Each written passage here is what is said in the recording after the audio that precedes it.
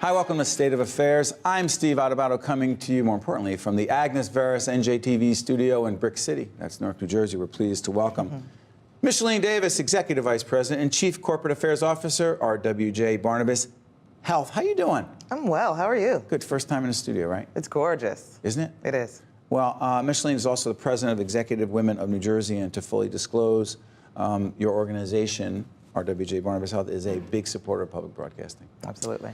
Now that we have that out of the way, let's talk about Newark. We are in Brick City. We're in Newark. There was an announcement with you, Barry Ostrowski, the CEO of the organization, Roz Baraka, the mayor of Newark, about an initiative called Hire, Buy, Live Newark. Go.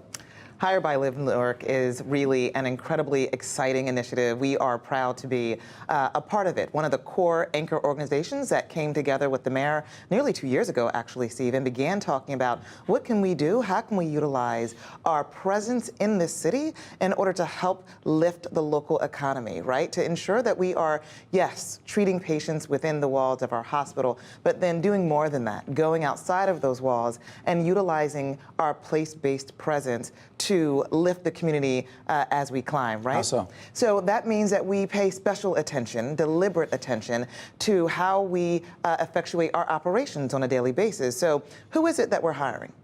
And who is it from whom we are buying? And how do we ensure that we are doing this with a laser-focused responsibility to ensure that we are hiring individuals from the surrounding community in the location where we are placed? Now, to be fair, I will tell you that as an anchor institution, one that... What does that mean, by the way? So anchor institutions are interesting entities which, unlike perhaps, oh, I don't know, a local bank branch, are not there for today and possibly gone within a year or two. They don't easily pick up and just move. We, as you know, own and operate Newark Beth Israel Medical Center on Lyons Avenue in the beautiful South Ward of Newark. That's right. It has been there for approximately 120 years, right? We're there to stay. We are there with a focused attention around making certain that we are not just in that community, but also a vibrant part of that community. And so how much more sense would it make if, in fact, we were also very deliberate about ensuring that we're hiring the individuals who live right within that community? Is there a clear goal there? Absolutely. So we have already announced the fact that as a result of our partnering with the City of Newark and others that we plan on, that we are committed to, that we have promised to hire 350 residents of the City of Newark. Now, I will tell you this, Newark Beth Israel Medical Center has about 3,200 employees, but we're not looking at just hiring at Newark Beth Israel. You know, Clara Mass Medical Center, where Mary Ellen Klein is the president and CEO, is also an entity part of the system. Part of the system, part of the RWJ BH system, is also an entity that treats... But also borders on Newark. Absolutely, the North Ward. And so they treat a large segment of the Newark community. And so between, at the very least, these two organizations, we clearly plan on making certain that we are hiring individuals with deliberate thought who live within this particular city. Now, what's interesting there is at Newark Beth, you know, we initiated a program. It was entitled Hire Newark in partnership with the mayor and the Centers of Hope. But that program in and of itself is not just what we're talking about. Newark 2020, which is part of the Hire by Live local initiative, really is about making certain that we are hiring individuals who, like that program, have been unemployed or underemployed for a long period of time in order to help them get back into the workforce. Absolutely, right? So we surround them with coaches and others who help to make certain not just that we're training them about soft skills and then technical skills, but also providing them with post-employment coaching once they land in a particular job. Newark 2020 does more than that. It literally, of course, includes that segment of society. But listen, one of our first hires is an individual who presently works for me in social impact and community investment as a project manager. She is in and of Newark. She was born and actually in another country, but lives here now, speaks 3 languages, went to Drew University undergrad and the London School of Economics for her master's, lives in Newark and now works for me in driving our continued commitment in this space for that city. So the other part of it, I just want to be clear on this in time we have, buy Newark. Yeah. So buy Newark is almost my favorite part, right? Don't tell anybody. That is because of the fact that we are able to utilize, yes, an opportunity to ensure that what a study found in 2014, which was the fact that most of the anchored affiliated institutions in Newark probably have a spend of about 3% in Newark, but that if most of the money's going out of Newark. You got it, my friend. So that economic stimulus is flowing outside of the region.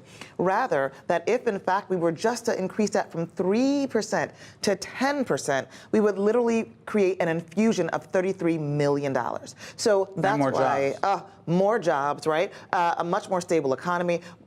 But there's more to this, right? That doesn't mean, Steve, that we're just looking for those entities that are already up and able to vend with an entity of our size. Listen, we're the largest in the state. What we get is that if, in fact, we vend with a small company, we may very well put them out of business. It's very difficult to scale up overnight. So we want to make certain that we're also paying attention to what it is that they would need in order to build that capacity to then vend. Is that the role of a healthcare organization? Listen, I'm going to tell you absolutely. So here's the rub, right? Studies have evidenced the fact that 80% of health outcomes do not come necessarily as a result of your time on a doctor's table, but rather from the social determinants of health, which are all of those things that, quite frankly, keep you up at night. It is whether or not you are economically secure. So do you, in fact, have job security? Do you have enough food to make it through the month? That'll mess with your health. Right? The week? The day, right? Are you in fact housing secure? If in fact you miss one paycheck, right, will you continue to be able to pay your rent and or your mortgage? Will you be able to ensure that your family remains in one place, that your children remain in the same school? And if those things are not issues that we believe are literally effectuating an outcome on your health, then my friend, we have missed the boat. We work closely with the New Jersey Sharing Network, organ and tissue donation, an issue that matters to you, it's close to you personally. Organ and tissue donation in the African American community. Yeah. Talk about it. So 30% of those who are waiting for an organ actually are African American. Unfortunately, only 16% of the population that donates an organ are African American. Now, some studies reveal the fact that, or evidence and assert the fact that race is not an indicator, but truth be told, right? That it matters. There are other, absolutely, experts who indicate that it actually helps a great deal, right? It helps your body to literally receive that organ. Steve, you know that this is special to me because of my family. I have an uncle who had a son who was my favorite cousin. I am the godmother of his children. He was the chief of trauma surgery at St. Joe's in Passaic, which is not a part of the RWJ Barnabas system. So we had a lot of competitive cousin fighting over that for a long time. He was a brilliant trauma surgeon. He was also a trauma surgeon who harvested organs and would oftentimes wax poetic about the incredible need that he saw within this African American community. He, unfortunately, himself, while treating patients, suffered a major stroke. And Steve, as you know, we lost him. We lost him at the ripe old age of 43, with 3 children, all under the age of 10. His youngest of which was 5 months at the time. And so what I saw from that was that in his life, yes, he was a giver, but in his death, he also contributed his organs, everything from blood plasma to major organs, to benefit the lives of 85 other people, Steve. 85. 85 other people. And it's called to the me, gift of life. Oh my gosh! So his parents now orchestrate my uncle Judge Michael F. Giles and his wife Grace, who are, yes, my favorite aunt and uncle. Don't tell them me. They now dedicate their team, Biff's Gifts, in the New Jersey Sharing Network. By the way, walk. New Jersey Sharing Network has a walk every year that we are a part of, and we shoot and do some video there with our colleague Joanna Gagis, and we do interviews, and we met them there. We met you there. I didn't even know you were going to be there, and that's how this whole thing came about. Absolutely. The final message you want to deliver to folks who say, not me. So 2 things. One, there's a reason why so many African Americans do not do organ donation, Steve, and a lot of it has to do with a history of the treatment of African Americans by the clinical medical profession, right? So we understand that. I want to make certain that folks understand that we understand that there's a level of distrust earned as a result of everything from the syphilis experiment to the science, the way in which the science of gynecological and obstetric medicine was literally developed on the literal backs of black female slaves. So I am sensitive to that. That being said, we also need to make certain that we are well informed now about the fact that our community members right now are in great need. I have a beloved friend whose mother needs an O positive blood type kidney donation, right? We are all standing in the gap, praying and hoping that someone comes forward. So really, to that community, to my community, to this extended family, I have to say, please give. Please understand that this is the gift that keeps on giving. Micheline Davis is Executive Vice President and Chief Corporate Affairs Officer at RWJ Barnabas Health. Thank you for sending a powerful message on a variety of fronts. Thank you, my friend. Thank you. This is State of Affairs. I'm Steve Adubato. We'll be right back. State of Affairs with Steve Adubato is a production of the CAUCUS Educational Corporation, celebrating over 25 years of broadcast excellence. State of Affairs with Steve Adubato is brought to you from the Agnes Veris NJTV studio at 2 Gateway.